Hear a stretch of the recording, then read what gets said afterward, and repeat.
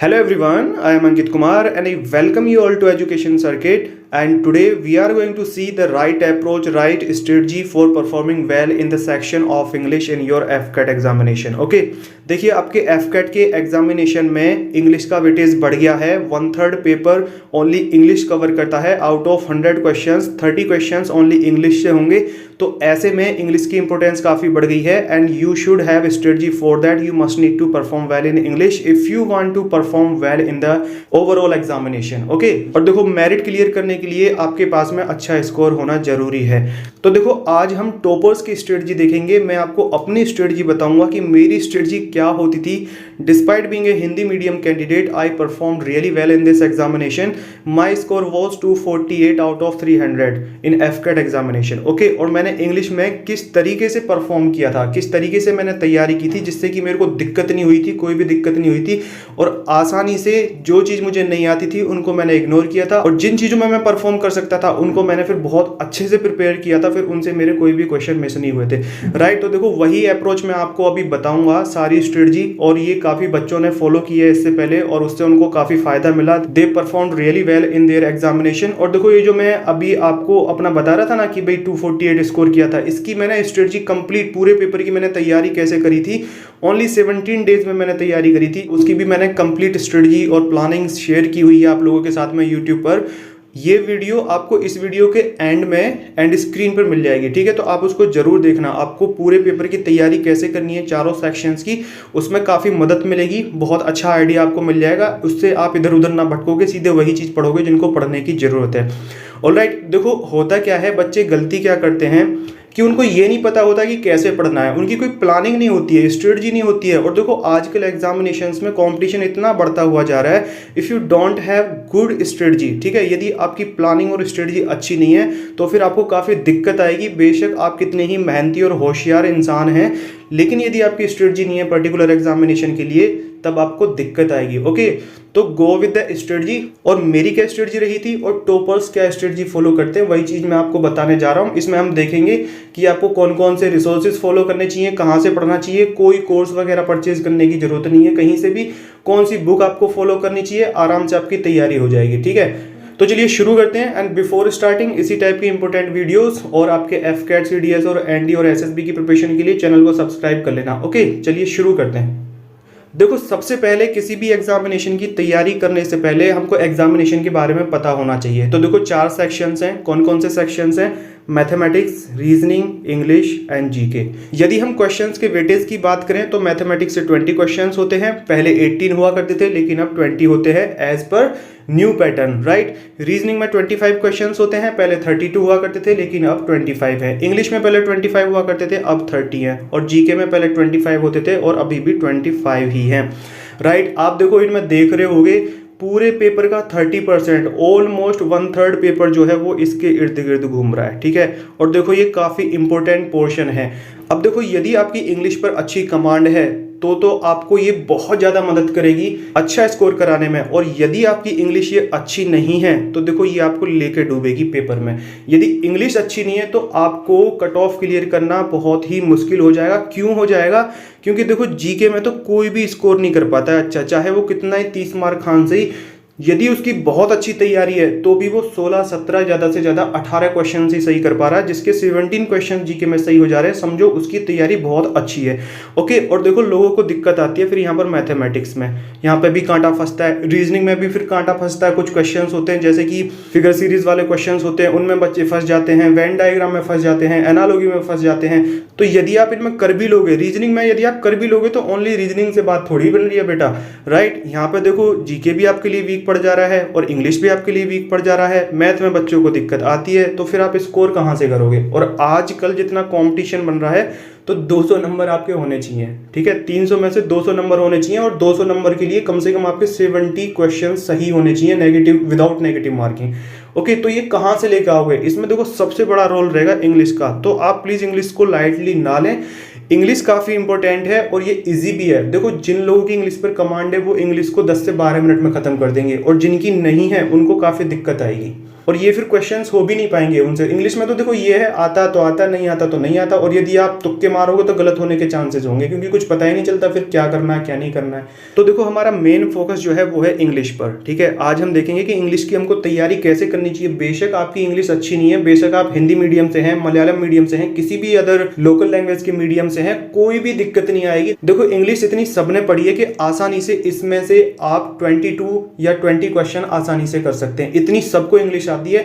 आपने 10वीं क्लास में क्लियर किया है, 12वीं में क्लियर किया है, ग्रेजुएशन आप कर चुके हो और पहली क्लास से आप इंग्लिश पढ़ते हुए आ रहे हो। इंग्लिश एक ऐसी चीज है जिसको आप पहली क्लास से पढ़ते हुए आ रहे हो, ठीक है। फर्स्ट क्लास से जिस दिन आपने स्कूल में पैर रखा तब से आप इंग्लिश पढ़ते हुए आ रहे हो। लेकिन होता क्या है कि हम अंडर कॉन्फिडेंट होते हैं, हमने क्या है अपने ऊपर इंग्लिश को हावी कर लिया है, ठीक है। लेकिन ऐसा नहीं है। आप चाहे किसी भी मीडियम के स्टूडेंट से ही आप यदि स्ट्रेटजी और प्लानिंग के साथ में तैयारी करोगे ना तो बड़े आसानी से ये होता हुआ चला जाएगा। अब देखो मैथमेटिक्स और रीजनिंग की बात करें, वैसे देखो रियल में जो स्कोर होता है ना वो देखो इन तीनों से ही होता है, इन तीनों से, मैथमेटिक्स, रीजनिंग और इंग्लिश, इससे ही जो स्कोर खिंचता है वो इससे खिंचता है। और इसमें भी सबसे ज्यादा खिंचता है इन दोनों से, रीजनिंग से और मैथमेटिक्स से, क्योंकि इंग्लिश में भी सिनोनियम्स और एंटोनियम्स में बच्चे फंसते हैं। लेकिन ये जो है ना, ये जो देखो ये दोनों सेक्शंस हैं, ये ऐसे सेक्शंस हैं कि इसमें आप 100% स्कोर कर सकते हो, 100%। ये मेरे स्ट्रॉन्ग पोर्शंस हुआ करते थे, मैं मैथ और रीजनिंग में कोई भी क्वेश्चन नहीं छोड़ता था, राइट। अब देखो मैथमेटिक्स में यदि किसी को दिक्कत आ रही है, यदि आपको कमजोरी लग रही है, वो स्टूडेंट जिनको मैथमेटिक्स कभी समझ में नहीं आई, इधर उधर भटकते हैं, मेरे से कमेंट बॉक्स में पूछते रहते हैं कि सर कहाँ से हमको तैयारी करनी चाहिए, कौन सी कोचिंग बेस्ट है। तो देखो आपको इधर उधर कुछ भी भटकने की जरूरत नहीं है, राइट। मैथमेटिक्स का मैंने कोर्स लॉन्च कर दिया है, आप एजुकेशन सर्किट के एप्लीकेशन पर जाकर देख लेना, लिंक नीचे डिस्क्रिप्शन बॉक्स में दिया हुआ है, और आप इसको गूगल प्ले स्टोर से भी डायरेक्टली डाउनलोड कर सकते हैं, ठीक है। इसमें देखो पॉइंट टू पॉइंट जिसको कभी समझ में नहीं आया ना उसको भी समझ में आ जाएगा, पूरा एकदम डिटेल में कॉन्सेप्ट को बहुत अच्छे से सिखाया गया है। और इसमें आपको ट्रिक्स और टेक्निक्स, और इसमें ही आपके टेस्ट सीरीज भी होंगे, तो आपकी उसकी भी प्रैक्टिस हो जाएगी। टेस्ट सीरीज को इस तरीके से डिजाइन किया गया है कि आपके एग्जाम से पहले पहले आपका 3 बार रिवीजन हो जाएगा, ठीक है, पूरे मैथमेटिक्स के सिलेबस का। मैथमेटिक्स का मैंने कोर्स ऑलरेडी लॉन्च कर दिया है, और रीजनिंग का भी आगे आने वाले दिनों में जल्दी ही कर देंगे। तो जिसका जो वीक पॉइंट है आप वो तैयारी करो। देखो इंग्लिश और जीके की तो कोई कोचिंग लेने की जरूरत नहीं है, बच्चे इनके चक्कर में इधर उधर पूरे पूरे कोर्स परचेज करते हैं। जिसकी मैथ कमजोर है वो मैथ वाले कोर्स में एनरोल करो, और जिसकी रीजनिंग कमजोर है वो रीजनिंग वाले कोर्स में एनरोल करो, जिसकी दोनों कमजोर है वो दोनों में कर लो, ठीक है। जो मेन दिक्कत आती है वो मैथमेटिक्स में आती है। अब चलिए हम इंग्लिश के बारे में बात करते हैं। ये सिलेबस देखते हैं। सबसे पहले हमको सिलेबस पता होना चाहिए, तभी हम अपनी प्लानिंग बनाएंगे, स्ट्रेटजी बनाएंगे कि भाई किस तरीके से हमको तैयारी करनी है, कहाँ पे हमको एम्फेसाइज करना, कहाँ पे हमको कम टाइम स्पेंड करना। देखो सिलेबस है कंप्रहेंशन, देखते हैं किससे कितने कितने क्वेश्चंस आते हैं। कंप्रहेंशन से 3 से 5 क्वेश्चंस पूछे जाएंगे आपसे एफकेट के एग्जामिनेशन में। And if you talk about error detection, तो एरर डिटेक्शन से भी 3 से 5 क्वेश्चंस पूछे जाएंगे। क्लोज टेस्ट से भी 3 से 4 या 5 क्वेश्चंस पूछे जाएंगे, और सेंटेंस कंप्लीशन से भी 3 से 4-5 क्वेश्चंस पूछे जाएंगे, और सेंटेंस रीअरेंजमेंट से भी 3 से 4-5 क्वेश्चंस पूछे जाते हैं। इडियम्स और फ्रेजेस से 3 से 4 क्वेश्चंस, वन वर्ड सब्स्टिट्यूशन से 3 से 4 क्वेश्चंस, एनालॉजी से इससे 2 से 3 या 4 क्वेश्चंस पूछे जाएंगे, और सिनोनियम्स और एंटोनियम से 6 से 8 क्वेश्चंस पूछे जाएंगे। तो देखो ये है सिलेबस और वेटेज सभी टॉपिक्स का, कि भी किस टॉपिक से कितने कितने क्वेश्चंस पूछे जाते हैं। अब देखो हम लोग गलती क्या करते हैं, गलती हम ये करते हैं कि जो हमारा वीक पॉइंट होता है हम उसी के बारे में बोदर्ड होते हैं, हम उसी की टेंशन लेते रहते हैं, रात दिन हम उसी के बारे में सोचते रहते हैं। जैसे कि ये है देखो यहाँ पर सिनोनियम्स और एंटोनियम्स, ये पूरी इंग्लिश का सबसे डिफिकल्ट पोर्शन है, और यहीं पे बच्चे फंसते हैं। और ये एक ऐसी चीज है, ये एक ऐसा समुद्र है कि इसकी कोई लिमिट नहीं है, ठीक है। कितना भी आप पढ़ते जाओ, एग्जाम में कोई गारंटी नहीं है जो आप पढ़ के गए हो वही आएगा। तो ज्यादातर बच्चों को यहाँ पे दिक्कत आती है, ठीक है, उनका ये वीक पॉइंट होता है। 95% बच्चों की ये प्रॉब्लम होती है। 5% बच्चे ही इसमें अच्छा परफॉर्म करते हैं, और ये 5% बच्चे वो होते हैं जिनकी इंग्लिश पर कमांड ऑलरेडी बहुत अच्छी होती है, उनका वोकैब अच्छा होता है। अब देखो हम क्या करते हैं कि हम बस इसी के बारे में टेंशन रहते हैं कि अरे यार सिनोनियम्स और एंटोनियम्स, सिनोनियम्स और एंटोनियम्स। जैसे ही इंग्लिश की बात होती है पहला ध्यान सिनोनियम्स और एंटोनियम्स पर जाएगा, ओके। और देखो हम बस इन्हीं पर लगे रह जाते हैं, जिसका हमको डर रहता है हम बस उसी के बारे में सोचते हैं, और पढ़ाई भी नहीं करते ज्यादा, और करते भी हैं तो चलो माना किसी ने कर भी ली तो बस इस पे ही हम लगे रह जाएंगे। लेकिन व्हाट अबाउट रिमेनिंग सेक्शन, ठीक है, बाकी के जो टॉपिक्स हैं उनको हम नहीं पढ़ते, क्योंकि उन पे हम ध्यान नहीं देते, हमारा सारा फोकस इस पे रहता है, राइट। और फाइनली होता क्या है एग्जाम में, ये देखो ऐसी चीज है जो कि एक भंवर है जो अपने आप में फंसाएगा, और इसमें तैयारी करने में बहुत टाइम लगेगा, ये आपका टाइम कंज्यूम करेगा सबसे ज्यादा, क्योंकि अनलिमिटेड है, और ये अनफेथफुल है, कोई गारंटी नहीं है इतना पढ़ने के बावजूद भी आप सही कर दोगे, ये आपका साथ निभा देगा। ठीक है, तो ये तो आपका वैसे ही वीक रहेगा। और बाकी का जो सेक्शन है, बाकी के जो ये टॉपिक्स हैं वो आपने तैयार करे नहीं इसके चक्कर में। ओके, तो एग्जाम में क्या होगा, ना तो आपका ये वाला सेक्शन होगा और ना ये वाला सेक्शन होगा, और आपकी इंग्लिश डूब गई, ये आपको लेके डूबेगी। फिर आप मैथ रीजनिंग में कितने भी आप पूरे एडी से लेकर चोटी तक के जोर लगा दो, आप कट ऑफ तक क्लियर नहीं कर पाओगे, मुश्किल हो जाएगा। और फॉर्चुनेटली यदि आपने कट ऑफ क्लियर कर भी दी तो आगे फिर आपको दिक्कत आएगी मेरिट में। ठीक है, तो कोई मतलब नहीं है। That's why I am telling you that English is very very important, इसका बहुत बड़ा रोल है। अब आप इसको लाइटली ना लें, आप इसको सीरियसली लें। देखो मेरी प्लानिंग क्या होती थी, मुझे पता था इसके बारे में। एक तो मैं हिंदी मीडियम से था, ठीक है, तो मेरा वोकैब कमजोर था, ऑनेस्टली बोल रहा हूँ, और सभी का ही होता है, इवन इंग्लिश वालों का भी ये कमजोर होता है। सभी इंग्लिश वाले बहुत ज़्यादा स्ट्रॉन्ग उनकी कमांड नहीं होती है इस पे। ठीक है, तो मैं क्या करता था, मैं इसको सबसे बाद के लिए छोड़ता था, सबसे बाद के लिए। इससे पहले मैं क्या करता था, बाकी के सेक्शंस को तैयार करता था। अब देखो इससे पहले के ये बाकी के जितने भी सेक्शंस हैं, इनको भी देखो ये 2 पार्ट्स में डिवाइडेड है। ये वाला जो सेक्शन है, लेफ्ट साइड वाला जो सेक्शन है, इसका जो सिलेबस है ये लिमिटेड है, कम पढ़ के आप इसमें अच्छा परफॉर्म कर सकते हैं। लेकिन ये वाला जो सेक्शन है ना, ये अनलिमिटेड है बेटा। आप देख लो, idioms and phrases, one word substitution, synonyms और एंटोनियम्स, इनकी कोई लिमिट नहीं है। कितने ही पढ़ते जाओ, वो आपकी श्रद्धा है, जहां तक आपकी औकात है पढ़ते जाओ। 2000 करो, 3000 करो, कितने भी कर लो। ठीक है, कोई गारंटी नहीं है कि पूरे क्वेश्चन हो जाएंगे। लेकिन यदि आप 1500 से 2000 कर ले रहे हो, सही रिसोर्सेज से कर ले रहे हो, जहां से क्वेश्चन पूछे जाते हैं, मैं भी आपको बताऊंगा, तो आप 80% से 90% तक क्वेश्चंस को कर लोगे इनके भी, जो ये अनलिमिटेड सिलेबस है। ठीक है, तो देखो सबसे पहले मैं जो करता था, मैं सबसे पहले ये लेफ्ट साइड वाले सेक्शन को कवर करता था। ये देखो सेंटेंस रीअरेंजमेंट अब आया है न्यू पैटर्न में, हमारे टाइम पे नहीं हुआ करता था। और ये एनालॉगी वाला जो है ये भी नहीं हुआ करता था हमारे टाइम पे, स्पेलिंग्स हुआ करती थी, स्पेलिंग करेक्शन।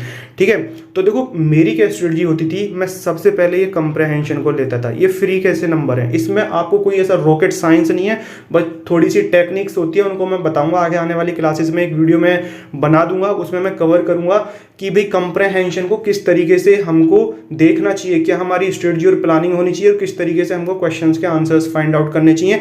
और 10 से 12 की आप प्रैक्टिस कर लेना। 10 से 12 की प्रैक्टिस करोगे ना, देखो प्रैक्टिस कैसे करोगे, ये नहीं कि बस करते जा रहे हैं। पहले एक करना, एक पैसेज लगा लिया, उसको देखना उसमें आपकी परफॉर्मेंस क्या आ रही है, दिक्कत आएगी आपको। ठीक है, आपके पहले क्वेश्चंस गलत होंगे, फिर उसका एनालिसिस करना, इंट्रोस्पेक्शन करना कि क्या मैंने गलती की है, क्या गलत है जिसकी वजह से मेरे क्वेश्चंस गलत हो रहे हैं, समझने में दिक्कत आ रही है। अगली बार क्या करना, जब अगला कंप्रहेंशन करो तो इन गलतियों पे काम करना। ठीक है, तो अगली बार आपकी परफॉर्मेंस में सुधार आएगा, अगली बार कम क्वेश्चन गलत होंगे। माना जैसे 5 क्वेश्चन है तो अगली बार 3 सही हो गए, 2 गलत हो गए। ठीक है, अगली बार दूसरे को करने के बाद में फिर उस पर इंट्रोस्पेक्शन करना कि भाई क्या दिक्कत है, मेरे से क्या गलती हुई है, तो अगली बार उसमें सुधार करने की कोशिश करना। तो इसी तरीके से यदि आपने 10-12 पैसेज लगा लिए ईमानदारी से, तो बेटा 10-12 में इस ये देखो फिल्टर होते आपकी ना एक्यूरेसी बन जाएगी। ठीक है, आपका कॉन्सेंट्रेशन बन जाएगा और आप चीज़ों पर गौर फरमाओगे फिर। अदरवाइज होता क्या है, यदि आप डायरेक्ट एग्जाम में दोगे ना, तो आपका उन छोटी छोटी चीज़ों पर ध्यान नहीं जाएगा जिनमें वो फंसाता है, साइकोलॉजिकली फंसाता है, और बच्चा उसमें फंसता है और क्वेश्चन गलत करके आता है। ये मैं आपको बताऊंगा किस तरीके से वो फंसाता है, किस तरीके से हमको उनको फाइंड आउट करना चाहिए और उनसे लड़ना चाहिए। उसके लिए आप ऑल नोटिफिकेशंस को एक्टिव करना, जैसी वीडियो आए तो आपको तुरंत पता चल जाए। अब देखो सेंटेंस अरेंजमेंट भी सबसे ज्यादा सिंपल टॉपिक है, ये तो कंप्रहेंशन से भी ज्यादा सिंपल है। और इसकी भी मैं आपको टेक्निक बताऊंगा, वो टेक्निक आपने सीख ली ना, आपका एक भी क्वेश्चन गलत नहीं होगा। एक ही बार में बताऊंगा, 10-15 मिनट में बताऊंगा, उसमें आपका इसका जो कॉन्सेप्ट है वो क्रिस्टल क्लियर हो जाएगा। फिर आपका देखो कोई भी क्वेश्चन गलत नहीं होगा, और बहुत ज्यादा हार्ड लेवल के क्वेश्चंस नहीं आते हैं आपके एफकेट के एग्जामिनेशन में। ठीक है, देखो ये जो चारों सेक्शंस है ना, ये सारा ग्रामर का खेल है आपका, बस ग्रामर पढ़ लो, कोई दिक्कत नहीं है। ग्रामर के रूल्स पढ़ लो, और जो एक्सरसाइजेज हैं वो आपको जरूर सॉल्व करनी है। जब तक आप एक्सरसाइजेज को सॉल्व नहीं करोगे तो आपने जो ग्रामर के रूल्स पढ़े हैं वो आपके माइंड में अच्छे से हिट नहीं करेंगे, आप गलती करोगे और वो रूल्स को भूल जाओगे। लेकिन जब आप एक्सरसाइजेज लगाओगे ना, तो वो रूल्स आपके याद होते हुए चले जाएंगे, आप पकड़ना सीख जाओगे। क्वेश्चन को अटेम्प्ट करो, आपके हिसाब से क्या आंसर आया वो देखो, फिर देखो आंसर की में उसका आंसर क्या है, राइट। वहां पे एक्सप्लेनेशन होता है, तब आपका देखो दिमाग खटकेगा, आपको पता चलेगा अरे यार ये गलती हो रही है हमसे, तो आप तभी तो अपने आप को सावधान और अलर्ट बनाओगे, ठीक है। तो वो गलतियां फिर आगे नहीं होंगी। डायरेक्ट मत जाना मुंह उठा के एग्जामिनेशन में। मैं देखो क्या करता था, ये एरर डिटेक्शन पे ध्यान देता था, ग्रामर के रूल, क्लोज टेस्ट है, क्लोज टेस्ट देखो क्या होता है, इसमें भी ग्रामर के रूल लगे हुए होते हैं, जैसे कि फिक्स्ड प्रीपोजिशन हो गया, सही वर्ड कौन सा आएगा, नाउन, वर्ब, एडवर्ब, एडजेक्टिव, इन सब से रिलेटेड इसमें एरर्स होते हैं, इसमें जो हमको फिल इन ब्लैंक करना होता है क्लोज टेस्ट में। और देखो सेंटेंस कंप्लीशन और ये फिल इन ब्लैंक में भी यही है, ग्रामर का ही खेल है सारा। तो ग्रामर बताओ बेटा, बचपन से पढ़ते हुए आ रहे हो, नहीं आ रहे हो, 10वीं में आपने क्लियर किया है, 12वीं में क्लियर किया है, नाउ यू आर ग्रेजुएट। अब आप ये नहीं कह सकते कि जी हमको ग्रामर नहीं आती है। और ग्रामर एक ऐसी चीज है, यदि आप बैठ गए ना ढंग से बैठ गए, तो आप 5-6 घंटे में पूरी ग्रामर खत्म कर लोगे। शिद्दत होनी चाहिए, जैसा आपने 10वीं क्लास के लिए तैयारी की थी ना अपने बोर्ड के एग्जामिनेशन के लिए, इसी तरीके से यदि आप तैयारी करोगे, तो मैं बोल रहा हूँ यदि आपने दिल से तैयारी कर ली, इससे आसान कोई एग्जामिनेशन नहीं है। डिफेंस फोर्सेस का ये सबसे आसान एग्जामिनेशन है, ठीक है। एनडीए की मैथमेटिक्स में हालत खराब हो जाती है लोगों की, सीडीएस की जीके में हालत खराब हो जाती है लोगों की, इंग्लिश भी उसकी अच्छी लेवल की आती है।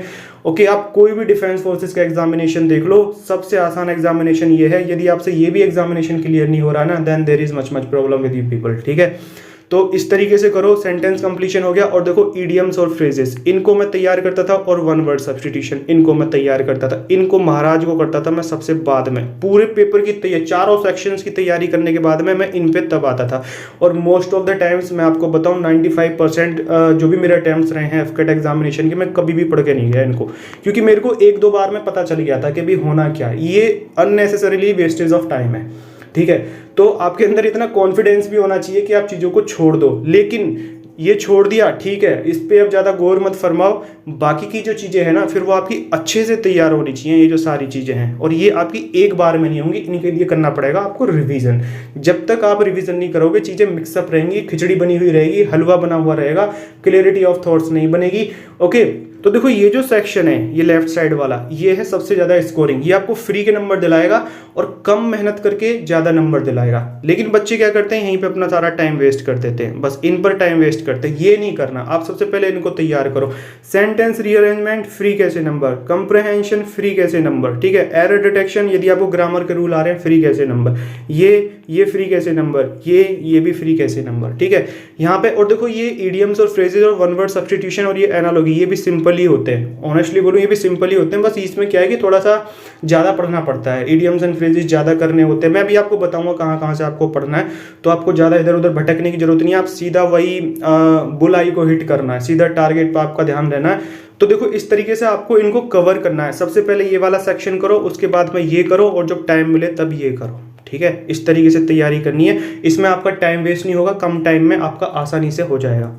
देखो अभी हमने बात करी कि किन किन टॉपिक्स को हमको पहले तैयार करना है, लेकिन आपका एक शेड्यूल और टाइम टेबल होना भी बहुत जरूरी है। यदि आपका शेड्यूल और टाइम टेबल नहीं है, तो मैं गारंटी से बोल रहा हूँ एग्जाम के एक दिन पहले तक भी आपका सिलेबस पूरा नहीं होगा। वजह क्या होगी, आपको लग रहा होगा कि भाई हम बहुत अच्छी पढ़ाई कर रहे हैं, काफ़ी टाइम दे रहे हैं, हम दोपहर के 3 बजे से बैठे हुए हैं, रात के 9 बज के 6 घंटे पढ़ लिए। लेकिन 6 घंटे में होता क्या है, 6 घंटे में ज़्यादातर टाइम हमारे मोबाइल में जाता है। अब मोबाइल में सोशल मीडिया के ऐप भी काफ़ी सारे बन गए हैं। पब्लिक इंस्टाग्राम पे पागल है, ठीक है, टेलीग्राम पे पागल है, फेसबुक है, बस इनमें ही लगे पड़े।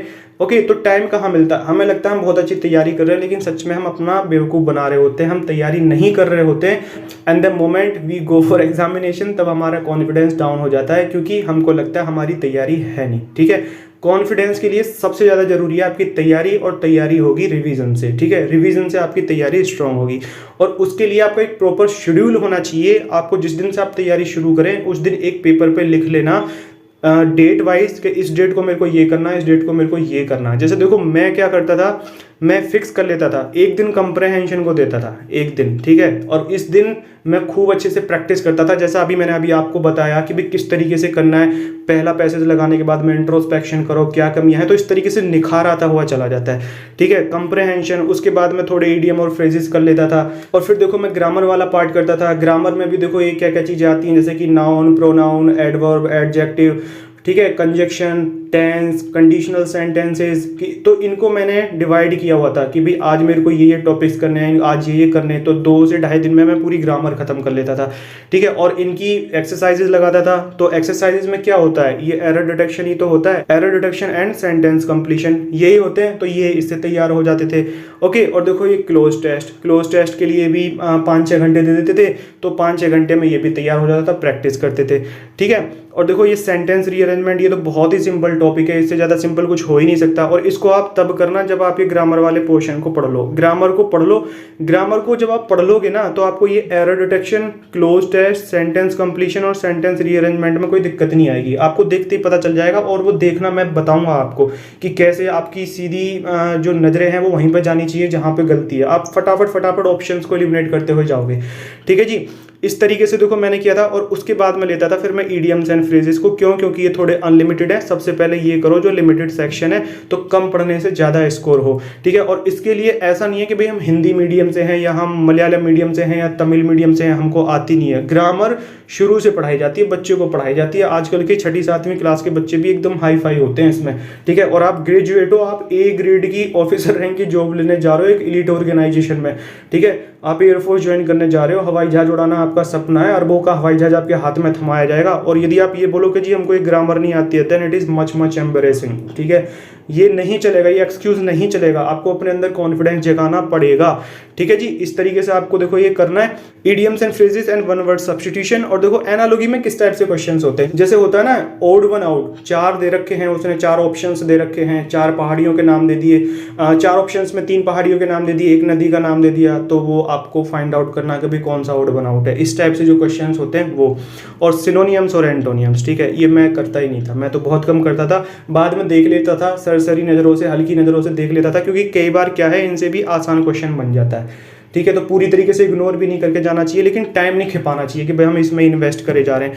तो देखो आपका जो ये शेड्यूल है ये बनाना, डेट वाइज बनाना, उसके आगे लिखना मेरे को इस तारीख को आज ये टॉपिक करना है, इस तारीख को ये टॉपिक करना, और उसको फिर स्ट्रिक्टली फॉलो करना, चाहे कुछ भी हो जाए। मैं देखो कैसे करता था, सर्दियों में, जाड़ों में मेरे को 3:30, 4, 4:30 बज जाते थे, लेकिन मैं एक कमिटमेंट लेकर बैठता था कि करना है तो करना है, उसी दिन वो खत्म करना है। यदि आप उसी दिन उसको खत्म करोगे ना, तो आपके अंदर कॉन्फिडेंस आएगा। हालांकि आपका सर दर्द होना शुरू हो जाएगा, आपकी आंखें दर्द करेंगी, सर दर्द करेगा, बहुत कुछ दिक्कत आएगी, लेकिन आपके अंदर कमिटमेंट ये होना चाहिए कि जैसे मील का पत्थर हम सेट करके चलते हैं ना, कि हमको ये अचीव करना ही करना है, तो डेली का डेली खत्म करना है। ऐसे नहीं कि भाई थोड़ा कल को कर लेंगे, आज पेंडिंग है, सो जाते हैं, तबियत खराब हो जाएगी। कोई तबियत खराब नहीं होती है। और ये थोड़ा जुकाम बुखार, ये फोर्सेज में इनको इंक्लूड भी नहीं किया जाता है, कंसिडर नहीं किया जाता है। आप एयरफोर्स में जाओगे, बोलोगे हमें जुकाम हो रहा है, इट इज कंप्लीटली नेग्लिजिबल। ठीक है, कोई भी इस पर ध्यान नहीं देगा, आपको पूरी सर्विस देनी है। ठीक है, तो तैयारी में भी फिर इन चीजों पे आप ज्यादा ध्यान क्यों दे रहे हो? इस तरीके से आपको करना है, सेक्रीफाई करना पड़ेगा, फाइट करनी पड़ेगी। ठीक है, और फिर रिवीजन जरूर करना है। जब तक आप रिवीजन नहीं करोगे तो ये जो ग्रामर के रूल है ना, ये सब एकदम मिक्सअप हो जाएगा, कचड़ा बन जाएगा आपके दिमाग में। ठीक है, और ये जो idioms and phrases, one word substitution, ये जो हैं, और ये सिनोनियम्स और एंटोनियम्स, ये भी ऐसी चीजें हैं कि इनको सबसे ज्यादा रिवीजन की जरूरत होती है। रिवीजन में देखो क्या होता है, यदि आप पहली बार पढ़ोगे तो पहली बार में आपको ये सब कुछ समझ में नहीं आएगा। कोई ऐसा इंसान बना ही नहीं है इस दुनिया में जिसको पहली बार में पढ़ने से ही 100% समझ आ जाए। ठीक है, ह्यूमन ब्रेन है, कंप्यूटर नहीं है, राइट। तो पहली बार में जब आप पढ़ोगे तो आपको दिक्कतें आएंगी, टाइम लगेगा, और आपको समझने में भी दिक्कतें आएंगी, और आपको थोड़ा गुस्सा भी आएगा। देखो गुस्सा उस इंसान को आता है जो सीखने की कोशिश करता है लेकिन उसको समझ में नहीं आ रहा होता, दिक्कत आती है। और ये सभी के साथ में होता है, हमारे साथ में भी होता था, सबके साथ में होता है। आपको लग रहा है कि हमारे अंदर कमी है, हमारे साथ में हो रहा है, उसके साथ में नहीं हो रहा होगा, तो ऐसा नहीं है, सबके साथ में दिक्कत है। देखो डिफरेंस कहाँ पे आता है, डिफरेंस यहाँ पे आता है कि कुछ लोग यहीं पे गिव अप कर जाते हैं, ये इन दिक्कतों को देख के सिर दर्द कर रहा है, और जो लोग फाइट कर जाते हैं वो विजेता बन जाते हैं, वो सिकंदर बन जाते हैं, और जो वहाँ पे छोड़ देते हैं वो लूजर बन जाते हैं। बट डिफरेंस यही आता है, अगर भाई इतना दिमाग सबके पास में है कि आप IAS टॉप कर सकते हो, इतना दिमाग सबके पास में है, बस ये क्वालिटीज होनी चाहिए आपके पास में, फाइटिंग स्पिरिट होनी चाहिए। ठीक है, तो रिवीजन करो। जब आप दूसरी बार रिवीजन करोगे ना, तो आपकी और क्लियरिटी बनेगी, जो आपको पहले समझ नहीं आया था वो और अच्छे से समझ में आएगा, राइट। और दूसरी बार जब आप पढ़ोगे तो आपको पहले बार से कम टाइम लगेगा, और जब तीसरी बार रिवीजन करोगे तो जो शुरू के 2 बार में भी समझ में नहीं आया वो भी समझ में आ जाएगा। ठीक है, और इस बार आपको और सबसे कम टाइम लगेगा। ओके, तो देखो इस तरीके से जब आप करते जाओगे ना, तो एकदम बिल्कुल क्रिस्टल क्लियर आपके माइंड में पूरा सिलेबस हो जाएगा, क्या चीज़ कहाँ पर है, सारे रूल्स आपके क्लियर हो जाएंगे। इस तरीके से आपको तैयारी करनी है। ठीक है, अब देखो बुक्स की बात करते हैं तो देखो एफकेट के एग्जामिनेशन के लिए, सभी के लिए नहीं बोल रहा, सभी एग्जामिनेशन के लिए नहीं बोल रहा, क्योंकि हर एग्जामिनेशन की एक अलग अलग बुक होती है, ठीक है, हर बुक एग्जाम ओरिएंटेड होती है। तो ये नहीं कि आप इस बुक से पढ़ के कर रहे हो, इस बुक से पढ़ के कर रहे हो। हालांकि आप हाई लेवल के एग्जामिनेशन की बुक को पढ़ के एफकेट देते हो तो हो जाएगा, लेकिन यदि आप बिना सोचे समझे इधर उधर से कोई भी बुक उठा के कर रहे हो तो दिक्कत आएगी।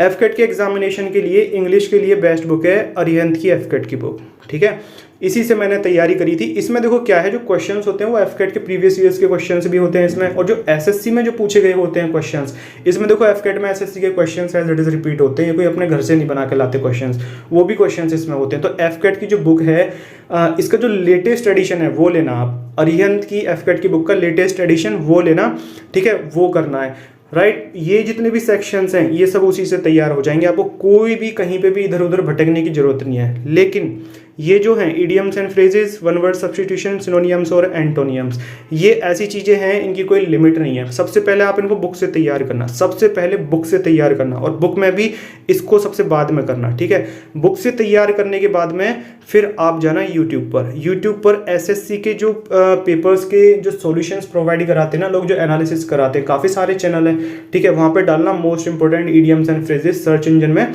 तो जैसे आप वहाँ पर डालोगे तो जो आएंगे वो इडियम्स एंड फ्रेजेस आएंगे, और अच्छे चैनल्स वाले करना, ऐसे ही नहीं फालतू में कोई किसी का भी उठा के बैठ जाओ। ये जो देखो आप यूट्यूब से जो क्वेश्चंस करेंगे मोस्ट इंपोर्टेंट क्वेश्चंस, ये हाईली प्रॉन होते हैं to be asked in examinations, ठीक है, क्योंकि आजकल जो क्वेश्चंस पूछे गए हैं एसएससी में, जो पूछे एसएससी के क्वेश्चंस की बात कर रहा हूँ मैं, इधर उधर के मत करना, एसएससी के क्वेश्चंस आते हैं इसमें, तो आपको वो तैयार करने हैं, राइट।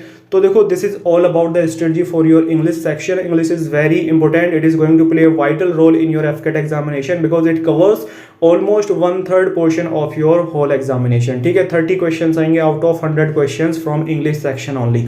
ओके, तो यदि आपको ये स्ट्रेटजी अच्छी लगी है तो लाइक जरूर करना, और यदि आपका कोई क्वेश्चन है तो you are most welcome to ask in the comment box below, और आप डायरेक्टली टेलीग्राम पर भी पूछ सकते हैं, टेलीग्राम का लिंक भी नीचे डिस्क्रिप्शन बॉक्स में दिया हुआ है। ओके, चलिए तैयारी करते रहिए, मेहनत करिए, आजकल सिलेक्शन इतने आसानी से नहीं मिलता है, मेहनत करनी पड़ती है, फाइट करनी पड़ती है, and I am always with you people in your preparation. I will give the best from my side and don't leave any stone unturned. All the very best for your AFCAT examination, then for your SSB interview, and that's all for today in this class. Bye for now.